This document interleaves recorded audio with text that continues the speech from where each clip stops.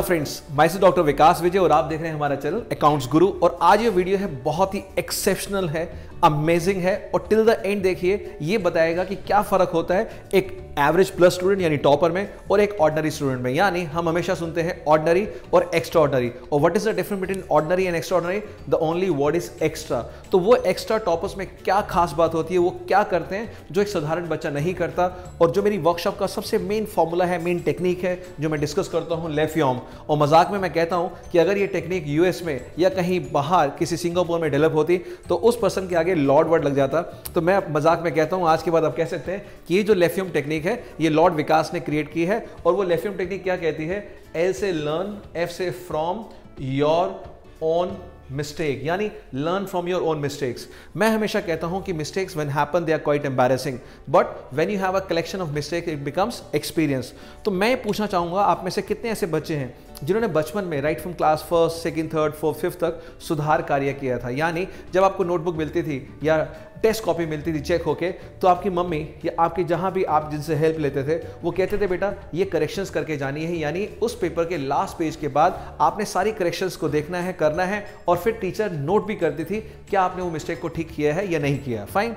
लेकिन मैं आपसे पूछना चाहूंगा कितने बच्चों ने 12th में ये वाला कॉन्सेप्ट किया है, यानी सुधार कार्य या करेक्शन वर्क किया है? और आधे बच्चे हंसेंगे इस बात को सुन के, सर ये कौन सा एलियन वर्ड है सुधार कार्य? क्योंकि पेपर मिलने के बाद स्कूल में हम तो ये पूरी शिद्दत के साथ, पूरी ताकत के साथ, पूरी नॉलेज के साथ ये दिमाग लगाते थे कि इसको कहाँ छिपाया जाए, यानी कैसे पेरेंट्स की आंखों से या कैसे मम्मी के हाथों से इन आंसर शीट्स को बचाया जाए, यानी ऐसी जगह छिपा के रखते थे जहां कोई भी ना ढूंढ पाए।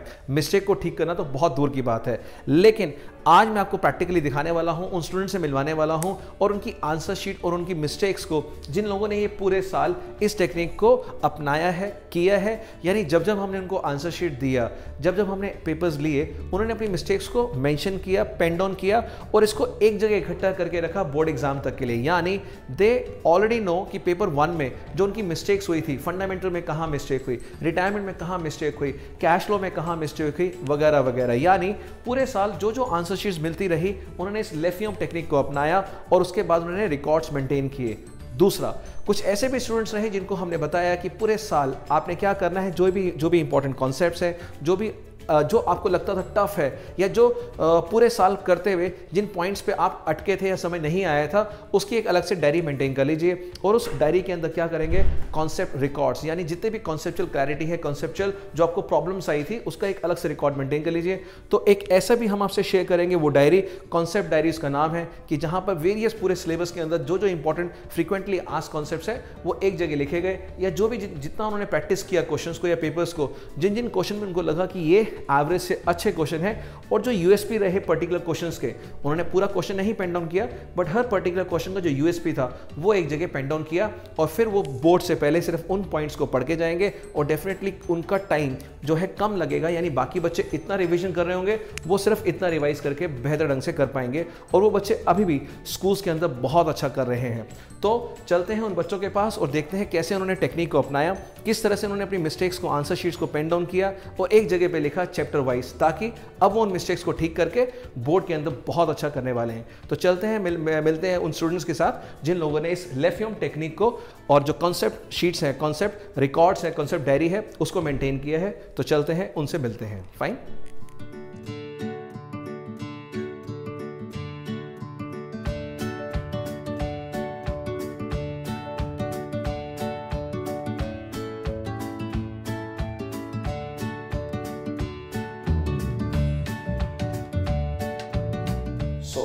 अब मैं आपको दिखाने वाला हूं प्रैक्टिकली कि जो बच्चे ने, स्टूडेंट ने मार्क्स स्कोर किए हैं 63.5 आउट ऑफ 80, यानी ये जो मार्क्स स्कोर किए उसमें क्या क्या मिस्टेक रही। यानी मेरा ये पास एक्सपीरियंस है कि जो अभी तक टेस्ट पेपर्स में इस तरह के मार्क्स लेके आ रहे हैं, डेफिनेटली वो बोर्ड एग्जाम के अंदर बहुत ही अच्छा स्कोर करता है।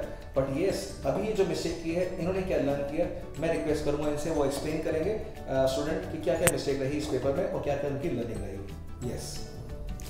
फर्स्ट मिस्टेक मेरी पार्ट बी में थी, जिसमें मैंने सब हेड मैंने गलत लिखा था, and that item was computer software under development.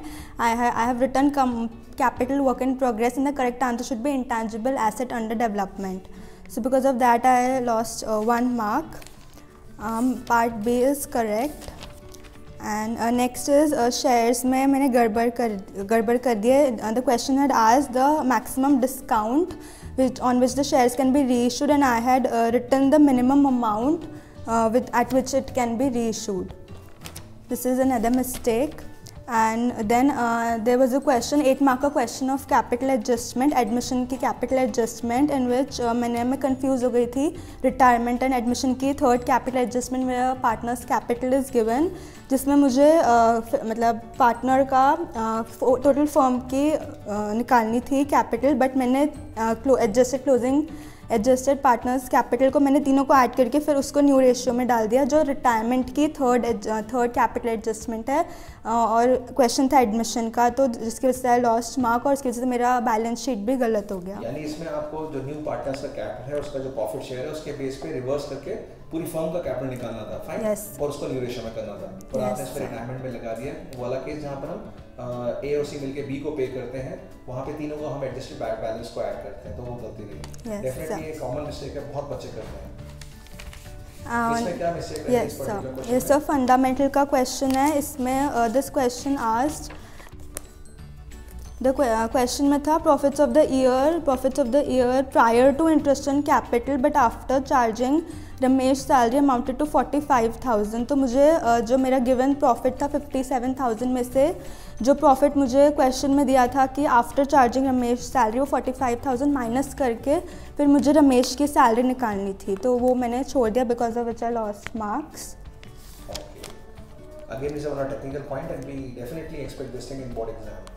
Next question NPO का है, जिसमें फर्नीचर एंड फिटिंग्स अलग से दिया था. जनरली हमें आदत है कि फर्नीचर और फिटिंग्स साथ में दिया होता है तो हम उस पर डेप्रिसिएशन लगा देते हैं, बट इस क्वेश्चन में फिटिंग्स हमें रिसिप्ट एंड पेमेंट की इनकम साइड पे पेमेंट साइड पे दिया था, अलग अलग था, तो मैंने फिटिंग्स को एसेट समझ के उस पर भी डेप्रिसिएशन लगा दिया था जो नहीं आना चाहिए था, जिसकी वजह से मेरा सब सरप्लस गड़बड़ हो गया और फिर बैलेंस शीट में भी वो गलती रिफ्लेक्ट हो रही है. And next is a change in PSR में the question said that the partners wanted to keep all the values the next year and they wanted to show the values at the original price, original value, but मैंने journal entry के through किया but that was wrong. and तो इसके लिए हम कर सकते थे कि जो सारी profits हैं वो हम ऐड कर देते हैं, accumulated losses को माइनस करके जो हमारे पास टोटल अमाउंट आएगा उससे हम गेनिंग टू सैक्रिफाइस में डिवाइड कर देंगे. बिल्कुल, यानी इस केस में जो बैलेंस शीट में है जो एसेट्स लायबिलिटीज की वैल्यू सेम वैल्यू पे रहनी चाहिए. Yes, उसके एडजस्टमेंट एंट्री पास कर देते हैं. Another mistake was in the chapter of debt. जब हम निकालते हैं इंटरेस्ट ऑन कैपिटल या फिर प्रॉफिट एंड लॉस सस्पेंस, तो जितना टाइम पीरियड वो पार्टनर जिंदा मतलब अलाइव होता है हम उतने का वो लेते हैं टाइम पीरियड, बट मैंने ले लिया था कि जब वो when he is not living, मतलब मैंने एक तरीके से पार्टनर का डेप्रिसिएशन निकाल दिया था. यस, तो मैंने उस पर टाइम पीरियड, तो उसकी वजह से मेरा बहुत गड़बड़ हो गया था.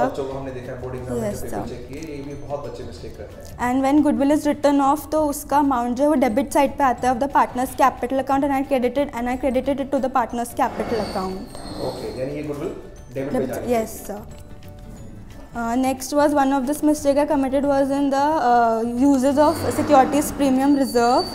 उसमें बोनस शेयर्स आना चाहिए था, मैंने रिडेम्पशन लिख दिया था, that was wrong.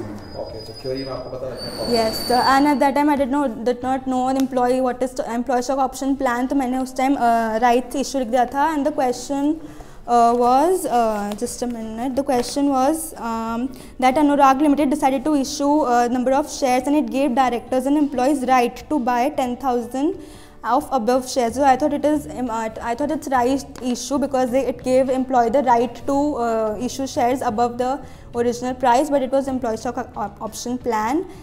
And another mistake was that the funds which are not distributed among the partners. So I wrote investment fluctuation fund, which was wrong, which is distributed after the market value, after adjusting the market value. So इसकी जगह पे हो सकता था provision for doubtful debts. That's all.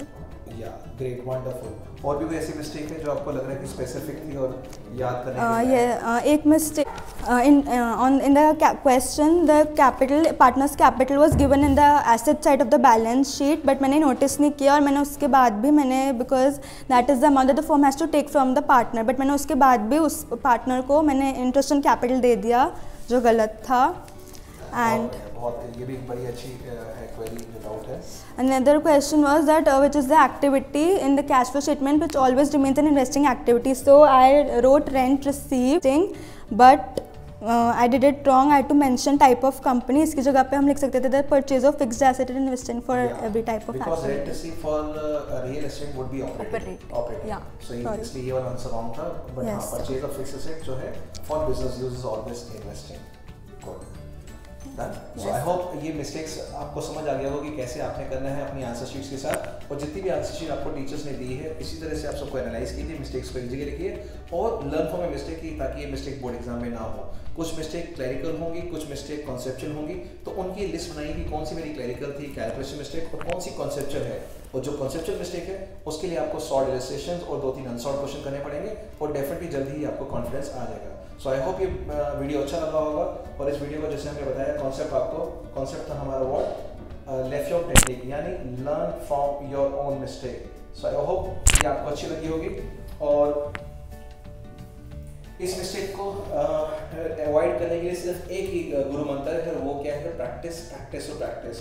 जितने भी आपने mistake अभी करी है और आप चाहते हैं कि आगे मिस्टेक ना हो, उसके लिए क्या करना है? आपने ढेर सारा प्रैक्टिस करना है और सिमिलर क्वेश्चंस को 2 बार करना है जो आपने मिस्टेक्स करी है. फाइन. सो मिलते हैं नेक्स्ट एक और यूजफुल वीडियो के लिए. और जाते थे, अगर अभी तक आपने हमारा चैनल नहीं सब्सक्राइब किया प्लीज जल्दी सब्सक्राइब कीजिए ताकि ऐसी और भी यूजफुल वीडियो आपको मिलती रहे. Thank you. Bye bye. Take care.